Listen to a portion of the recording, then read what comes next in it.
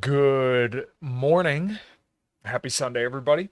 Welcome back to In Liberty and Health, a Sunday coffee edition. I know I gained a few subscribers from the shows I did this week. Lots of people tuned in, and I'm very, very thankful for that. Um, Super happy about how things have gone recently with the show, so that's really, really cool. And I hope everybody still sticks around and tunes in to have a good conversation with me this wonderful, beautiful, frigid, cold Sunday morning. As usual, I got my coffee with me. This time, my X3 coffee mug. Chocolate electrolytes, sugar-free hazelnut creamer, a little bit of Splenda. It tastes absolutely fantastic. I hope you guys like the thumbnail. I was kind of laughing my ass off when I was making it. But everybody's a grifter, including me. I now call myself the anti-grifter grifter. Gonna be a chill show. I don't have too much on my mind. Maybe I do. We'll get into it. Anyways, make sure you hit all the links below to figure out what I got going on. All that good stuff. TigerFitness.com through the link below to get the world's best supplements, pre-workouts, multivitamins, fish oil, whatever you could possibly imagine, pump pre-workouts, all that good stuff that I use as well at the link below. DrinkLMNT.com/inlibertyandhealth for all your electrolyte needs. As you can see, this box is salty AF. I just got a new box this week with chocolate medley, the orange salt, and I think the last of their lemon habanero. And I think there was maybe one more like raspberry salt or something like that. And then obviously, these Sunday streams are always brought to you by Fox and Sons Coffee. FoxandSonsCoffee.com no slash, but FoxandSonsCoffee.com. Use code Kyle at checkout. I am drinking that right now, the Brazil Honey Prep. So one more time, as everybody's starting to trickle in here, good morning. Hopefully you brought a cup of coffee with you. And you could be anywhere. You could be sleeping. You could be doing something else. But you're here to talk with me. So good morning, everybody. And let's get right into it. What is up, everybody? My name is Kyle Matovic. I am the host of the In Liberty and Health podcast, where we talk all things liberty, health, and wellness, and beyond. My hope is to encourage and spread the message of liberty and physical and mental well-being. I hope you enjoy all the topics we talk about with our guests. We're on all major streaming platforms, so please sit back, relax, and enjoy. Man, I'm doing as good as anyone can do getting buried by his 13-year-old son on leg day. I'm not going to apologize for not being on this podcast because I got to go see Metallica. So if that's a problem, kiss my ass. Okay? Yeah. All right. Good morning once again, everybody, and welcome back. Like I said, I got my X3 cup here. It's kind of funny. I'm drinking out of this on today's show, calling everybody a grifter. I don't hate that guy, John Jaquish. I think we've had some interactions. I think I messaged him once or twice. I'd be 50-50 if I would have him on the show or not. But he's selling a product, and it's painfully obvious he's selling a product. And look, I'm a fan of it. I have an X3 bar downstairs. I've advertised it on this show. One of my more well-watched videos on the channel is me going through the X3 workout. And I like it. I can't lie. It's a useful tool, but it's just that. It's a tool. When it comes to resistance training, obviously ideal is barbells, dumbbells, and, cables and stuff like that. But bands can still be useful tools, specifically if you're just kind of first getting into resistance training and it's something easy for you to do, something comfortable that you can do from your own home, then I'm all for it. I like my X3 bar because it does give me something easy to work out with at home. If I'm ever too busy to make it over to the gym, then I can just, kind of plop that thing down. I got a couple 100 pounds of resistance just right in my basement on the floor. Not cheap, but it is, I think, something good to have around the home. So, if you could do a firm or something like that and pay, $600 over the course of like a year or something like that, I think having the option to always be able to resistance train is very, very important. So in that respect, I think it's a good tool. But once again, he's selling a product.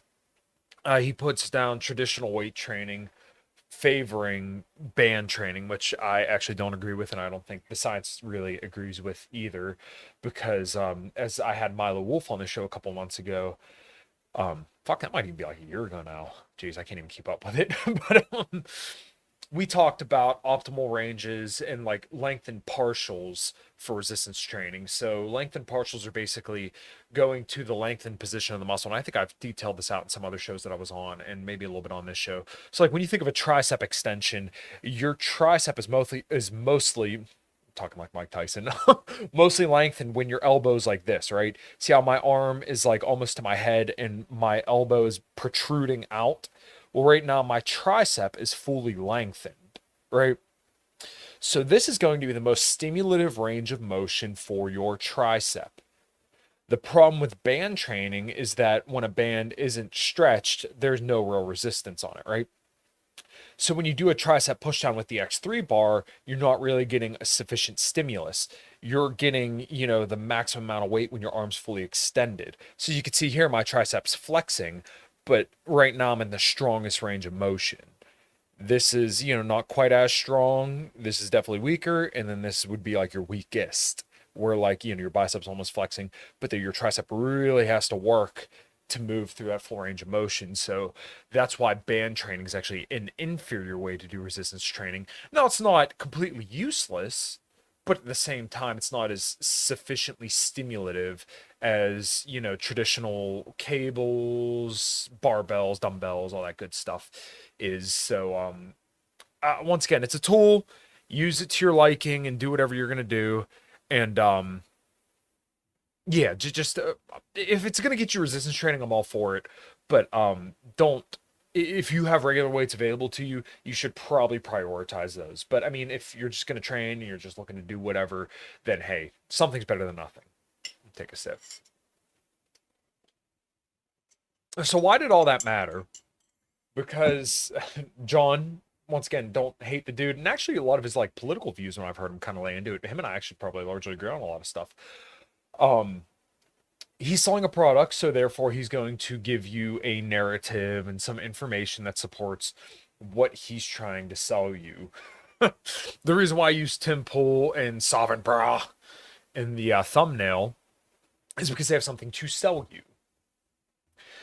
They're going to provide you a narrative that supports their worldview and what they want to believe and the way that they see things, and then tell you this is the way that it is. So, as everybody knows, I'm not a fan of Tim Pool. I used to be, and this is what's most upsetting to me is because I think back when Trump first became a thing back in like 2014, 15, not that he wasn't a thing before, but like a thing in politics.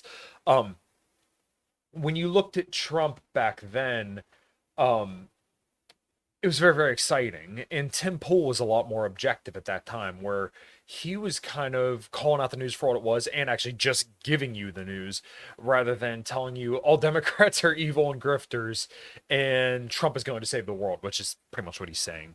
I like that. And the reason why I kind of air and hang out more in the red pill sphere right now. Not that I'm exclusively red pill, very pro red pill. I like Rolo, Ryan, Red Hawk, Nuke, and all those guys. It's because, they give you the information, you decide what you do with it from there. Obviously, I have my takes, I have my biases. My bias is against Tim Pool, my bias is against Trump, my bias is against Joe Biden. my bias is for libertarians because I am a libertarian. But that being said, I'm going to tell you that, and I'm going to tell you that this may shape my worldview in a certain way. When it comes to looking at social media, TikTok, and all this stuff, I've been getting into it a lot with people lately over TikTok stuff because the latest ramp up is we're going to ban TikTok, and people seem to forget the fact that like they're a competitor for U.S. tech companies, and well, who benefits off of tech companies here in the U.S.? Our government. Kyle, I appreciate you, brother. I hope you're having an absolutely fantastic morning. My bias is against libertarians, except you, buddy. You know what, Kyle, you and I engage in good faith quite a bit. And I know you've probably seen me bash religious people, and a lot of people have probably noticed this, but I made a large point in my last couple shows with Orthodox Christians to always tell them, like, you guys are the good guys. When it comes to religious people, you guys are my favorite people. Tommy Salmons, Kyle, you, um, Jay Dyer, Rachel Wilson, Andrew Wilson. You guys seem to have the best perspective on things, and I really, really like the way that you guys kind of approach your worldview, and specifically that little country over the Middle East. You guys seem to have a really, really good handle on that. So I love that about my ortho bros, if you will. Well, thank you. I really, really enjoyed that show a lot as well. I look forward to talking to him again, and that was probably one of my most well watched live shows. Uh, and somebody, I won't say who it was, but they were messaging me in one of the group chats that I'm in, and they said, "Oh, Jay's an idiot. He's gay. He's a retard."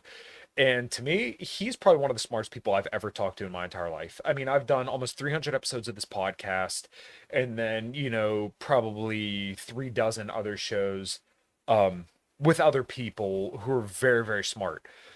Jay is probably one of the smartest people I've talked to in my entire life. And I am very, very blessed to be amongst very, very great people and to get to do this show with so many fantastic people. But Jay's without a doubt somebody that is just on another freaking level. I mean, he is so well read, well thought out. The philosophy stuff, if you couldn't tell by the end of the show, after about 2 hours, I was struggling to keep up. And I'm actually happy about that because that means that I have so much more room to improve. I would love to hear you talk with Andrew Wilson. Andrew's the GOAT. Yeah, that's definitely in the works. He's probably going to be on both my shows, Cognitive Vigilance, and then this one, obviously. We've exchanged DMs. I just haven't got a chance to really set that up. But, yeah, like when it comes to Orthodox guys, I think they have the best worldview and they kind of look at things, at least in a way that I like a lot. So, usually when it comes to religious stuff, I don't see you guys sanctimoniously preaching and, how do I want to put it? Like wearing your religion as a skin suit to tell people this is how you should live.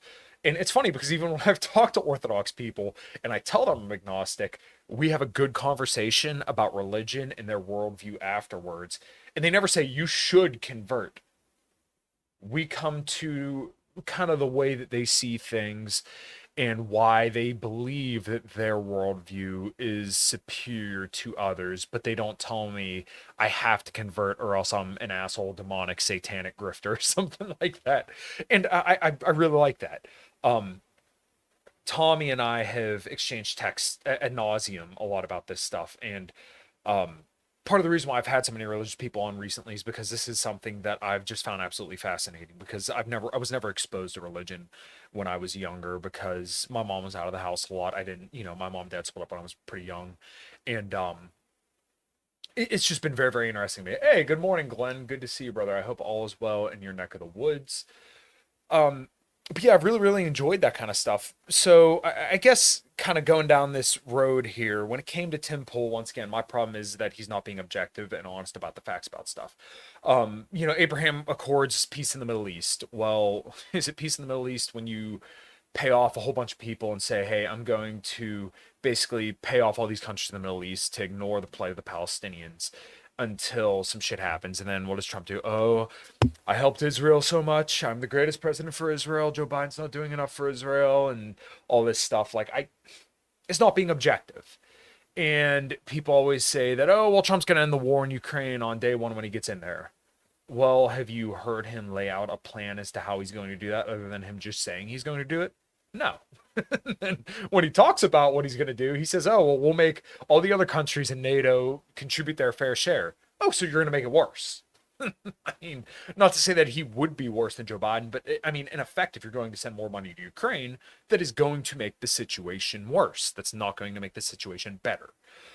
And I mean, maybe I'm full of shit here. Maybe if we do send Ukraine another $100 billion, maybe they will win over Russia. I don't think so, but maybe I'm wrong. I always leave that possibility open. And I mean, this goes back to the point about religion. I always reserve the right to be wrong about my skepticism and belief of God or disbelief in God. I've never proclaimed either way, and I think proclaiming either way is ridiculous. Once again, I'm very, very ignorant of the facts and very, very ignorant, not very well read on religion, but the conversations that I've had, including with Jay, who I think is just incredibly smart, Tommy, Buck, all these guys. I have never been fully convinced of their position that it is undeniable that God exists. But in the same respect, if an atheist came up to me and said there is no proof for God and I could prove to you, I just don't think I'd be convinced either way. And you know, I suspect over time I'm going to change my mind in regards to my position right now.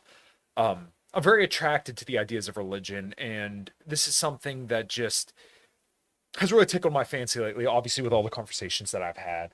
But when it comes to Chase, who's in the thumbnail, it's not like I hate this guy and I think he should go burn in hell, but I hate dishonest marketing. And this is kind of what I've explicitly tried not to do.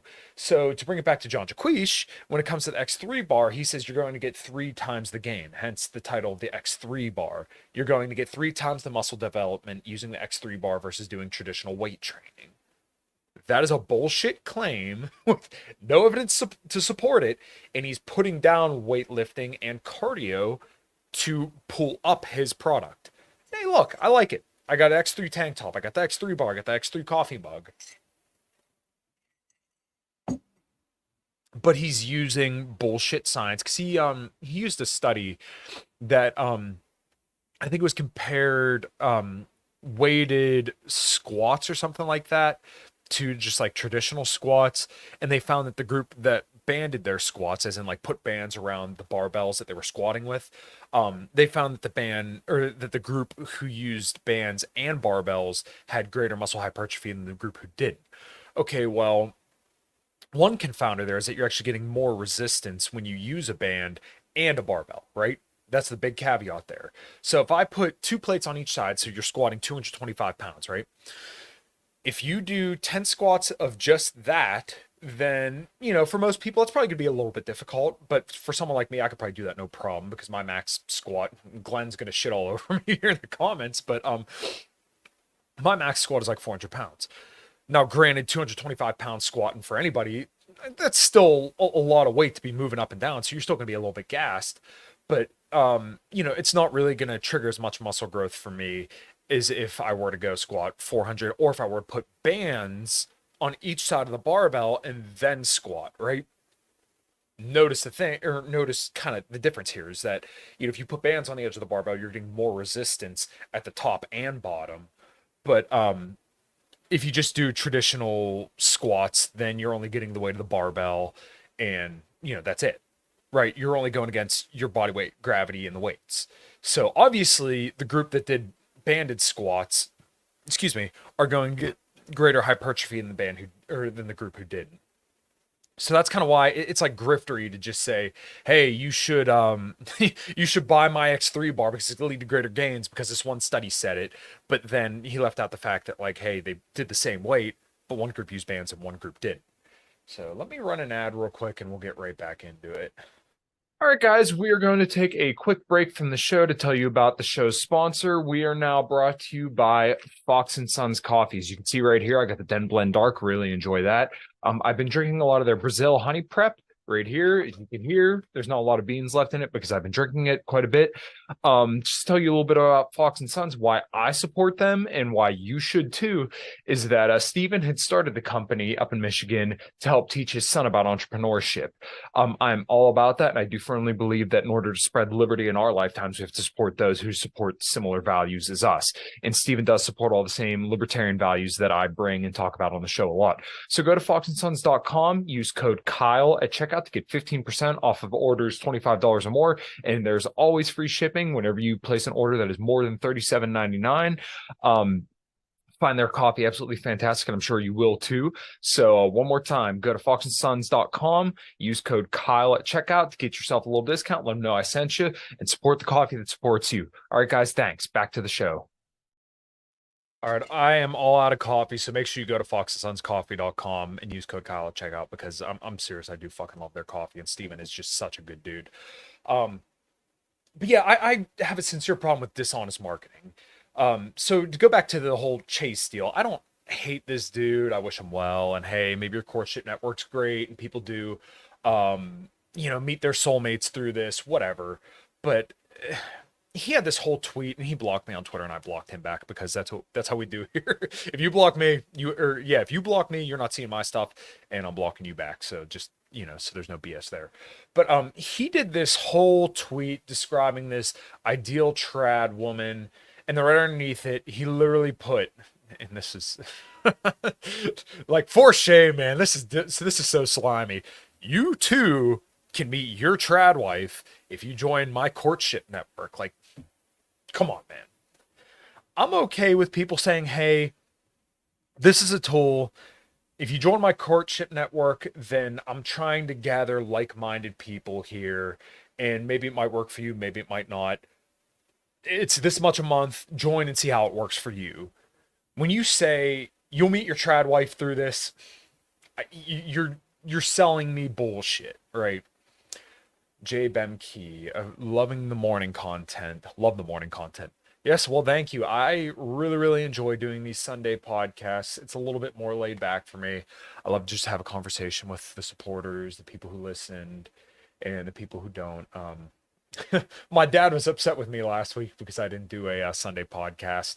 My wife works every other Sunday, so on the Sundays she's not home. I like to just come here and kind of keep myself company with all you wonderful people. So I want to peruse Twitter a little bit. First, I want to share my W from this morning, and if people have a problem with it, I don't care. It's my podcast. I'll do what I want. So let me make sure this looks all right. 545 pounds. I've been trying for this for actually quite a while. I've been doing sumo deadlifts because my hip, because I want to get back into conventional deadlifts. So I decided, probably after like a couple months of doing sumo deadlifts, my hip started bothering me. So I went back to the trap bar, and we went for 545. I went from 500. I did 500 by 2 and moved up. So the way that I kind of shape my deadlift workout, and there's going to be used to this, and hopefully you guys kind of take something good away from this. I kind of warm up by putting one plate on each side. And I do this for conventional and for trap bar deadlifts. I start off with one plate on each side, right? So it's basically 135 pounds, right? Do 5 reps. Make sure, when it comes to a trap bar, I like the trap bar because it gets your chest more upright. It's a little bit, it idiot proofs your form. When it comes to like a conventional deadlift or a sumo deadlift, you kind of have to be a little bit more meticulous about your form. And you kind of have to watch because it's easier to start candy caning your back. And for those listening, I'm kind of like bending over, and the candy caning is basically like you want your back to be as straight as possible. But like, if you've done deadlifts with a somewhat curved back, not ideal. But if you've worked your way up, then, I mean, it's probably better for you to focus on the form that you've already established. Now, granted, if your back is completely curved, you should probably fix that. But like, if you got a little bit of a curvature somewhere, you're going to be fine because that's the way that kind of like your body knows to lift this weight. So, I like doing a trap bar deadlift because it idiot proofs the form, and it's also, it kind of, it makes the best utilization of all your muscles. So my record deadlift with a conventional bar is 515 pounds. My record deadlift now with a trap bar is 545 pounds. But the way that I do this, one plate on each side, 135, make sure I get a real good contraction of my core. So basically, like, you want to be able to punch your midsection and it feel like a freaking brick shit house. Put another 45 on each side. And what I like about this trap bar in particular, the Bells of Steel one, is that it has these handles so you can actually roll the bar up, and then you could easily put weights on, take the weights off, whatever you're going to do. Okay, so yeah, 135, let's say 5 to 10 reps of that, feel pretty good. 2 plates on each side, so that's 225, 5 to 10 reps of that. Put 3 plates on each side, and then I put my belt on when I get over 300 pounds because it helps, kind of get your core all engaged, and you can also push against the belt. It helps prevent injury. I do 315 for usually anywhere from like 3 to 5 reps. And then when I get up to 400 pounds, same deal, usually do about 3 to 5 reps. And then that's kind of when I get my working weight, 455 for 3 reps, 500 for 1 to 3 reps. And then anything above that is usually just 1 rep because I'm not quite strong enough to do over 500 pounds for more than maybe 1 or 2 reps. So I worked my way up to 500 by 2, and my best was 500 pounds for 3 reps at 190 pounds. and I did 535 pounds at 190 pounds. So right now I'm about 213. So I decided, all right, well, fuck it. Let's go for 245. And here it was.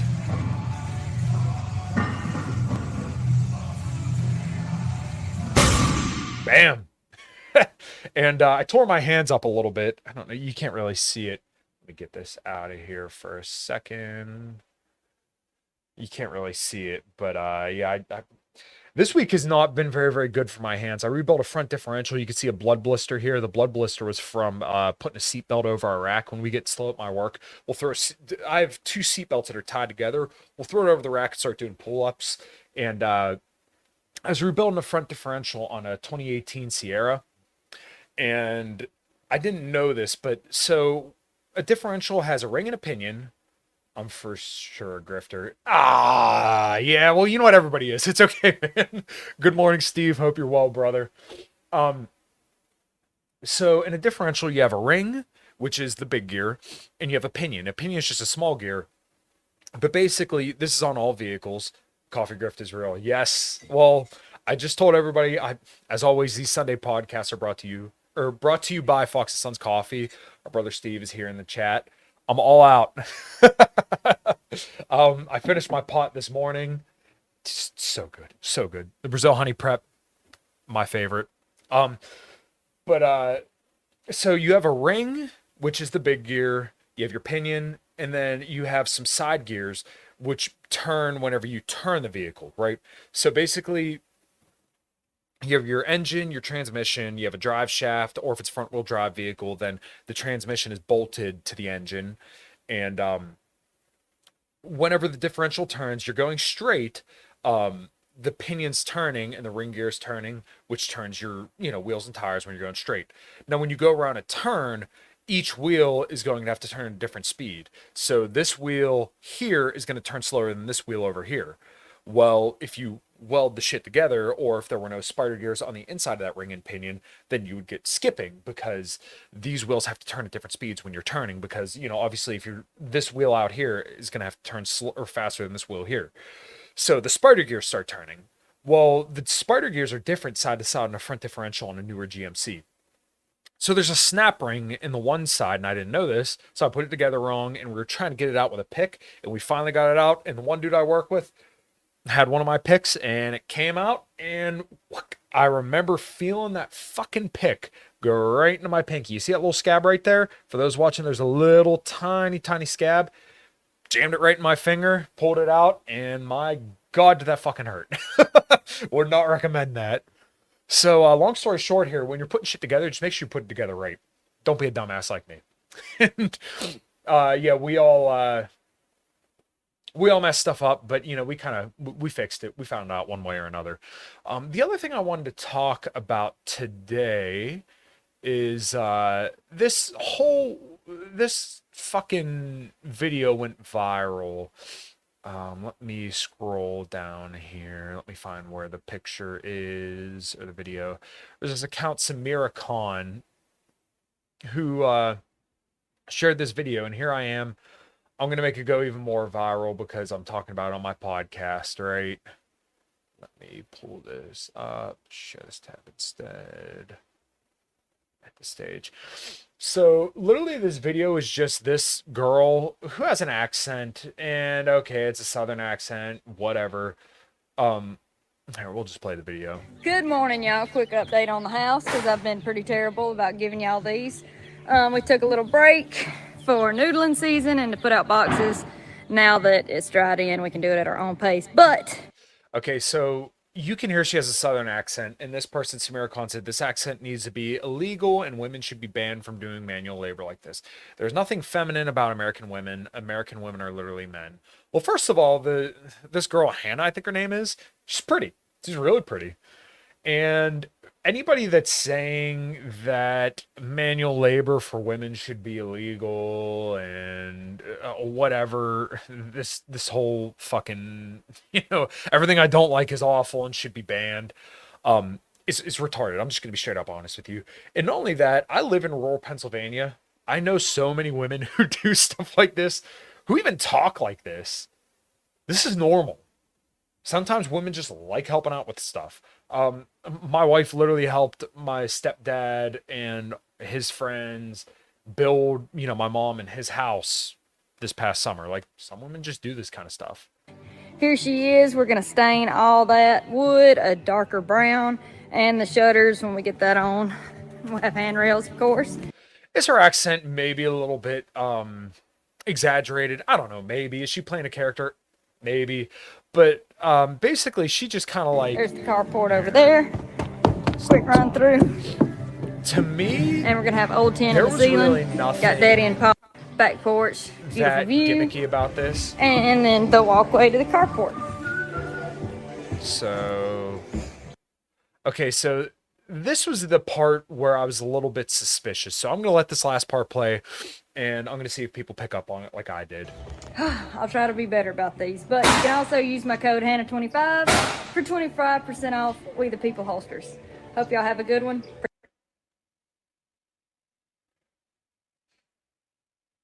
There was an affiliate code.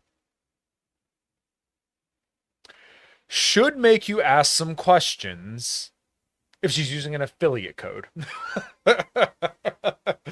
They play the whole video with an affiliate code at the end.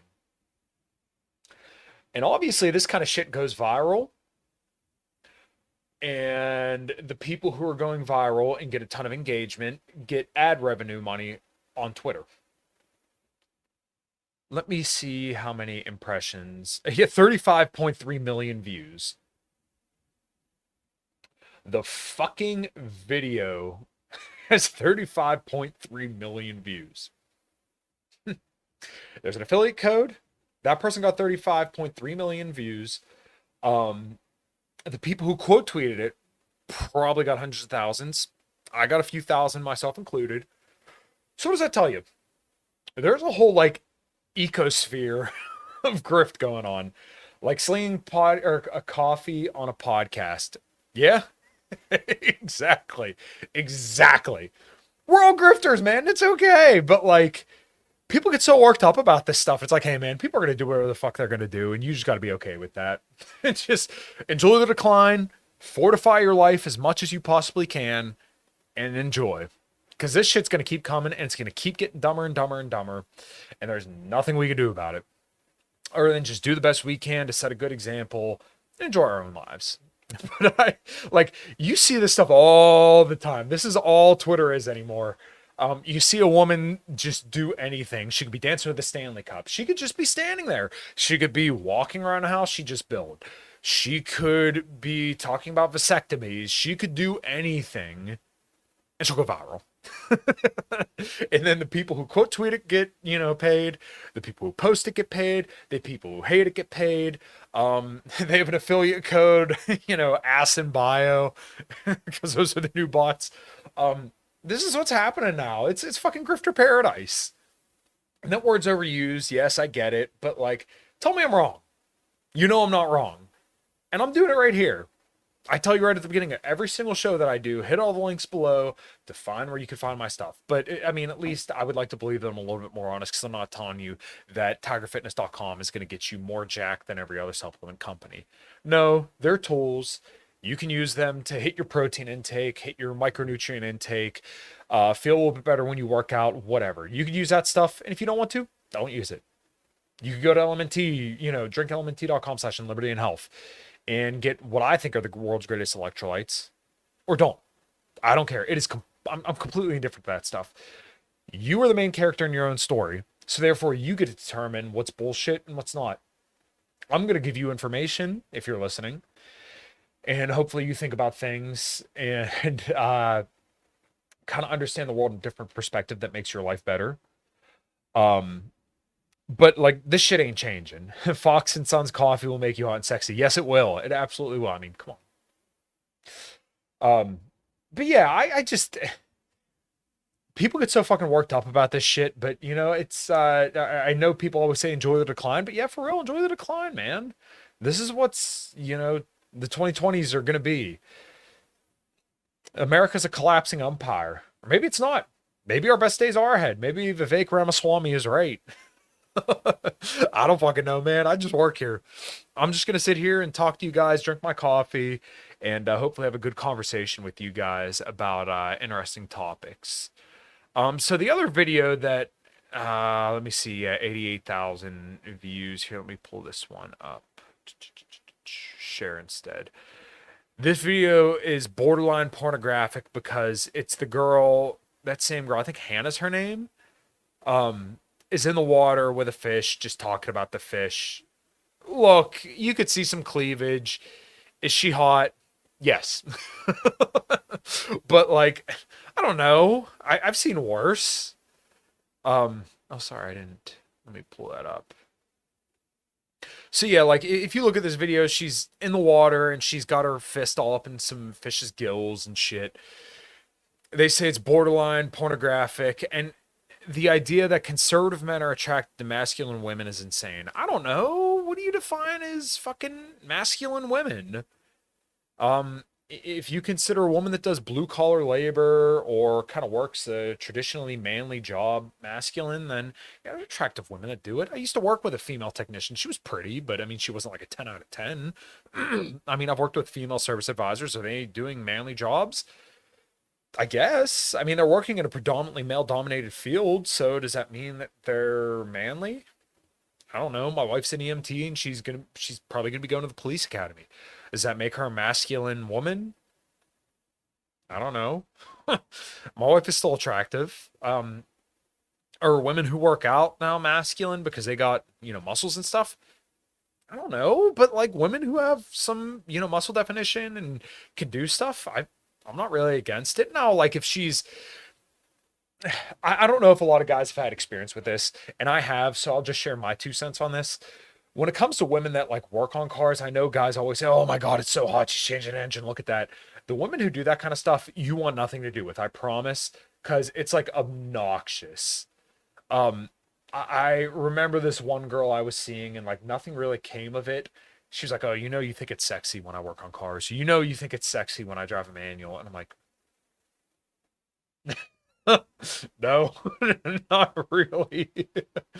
What does it matter? Just ignore and live your life. Yeah, and that's basically what I'm telling you here. Like, dude, people are gonna do what they're gonna do, and you have to accept that that's just the way it is. And that's kind of been my message a lot lately because there's no real shoulds, because the should that I'm going to tell you is going to be shaped by my worldview, my bias, the way that I feel about things, the way that I think about things, and all that stuff. That's all there is to it. And everybody who's telling you something is generally shaping their worldview around their biases, their perspectives, the information that they've received, and how they would like things to go. You got to find what works for you. It's also why I try to talk about nutrition in the most nuanced way possible. And nuance doesn't sell. Maybe it does. I don't think my podcast really shows that nuance sells, because I'm all about nuance and patience and trying to understand things. But I think, like I said, letting people make up their own minds is the only way. I don't think anybody really knows how politics or anything like that is how it can universally work for everybody. When carnivore worked for me, I was convinced that that was the only way to do things, the only way to lose weight, until it wasn't. And then I was probably a little bit less dogmatic about flexible dieting, even though I still do flexible dieting. I was a little bit less convinced that that worked for everybody, but I still was to a degree. A lot of people that listen to my podcast and are in my general sphere are very, very into keto and low carb, because that's kind of like the dissident thing, fuck seed oils, big carbohydrates, trying to make everybody fat. So you should just eat steaks all day, every day. Well, I mean, if that's what you want to do, fine. I don't think it's optimal, but optimal for me may not be optimal for you. And I'm not going to tell you what's going to be optimal for you, because I don't know. So I don't know, man. Everybody's a fucking grifter. It's why I put, those myself, Chase, and Tim in the thing, because we're grifters. I market myself as an anti-grifter grifter. I think it's funny. and we're all going to give you a worldview and information that supports our bias and tell you what we want to hear and, tell you what we think you want to hear, all that stuff, man.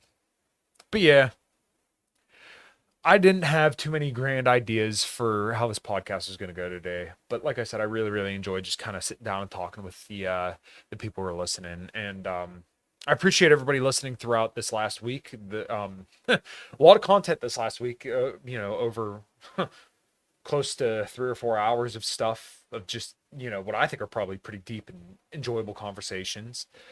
This week is going to be no different. I want to do a show on Tuesday, but I don't know who it's going to be with. Wednesday, I have Jim Bob coming on, made by Jim Bob. I think that's going to be a really, really fun one. The first time I heard him, I want to say it was on Buck's podcast, Buck Johnson Counterflow. And they coined that term sweatpants culture, and that's probably been one of my favorite terms that I've ran with it ever since. And it's emblematic of our culture today, of people who are just lazy and can't be bothered to be prepared for anything. So look forward to that. 5 till midnight tomorrow. That'll be a fun one.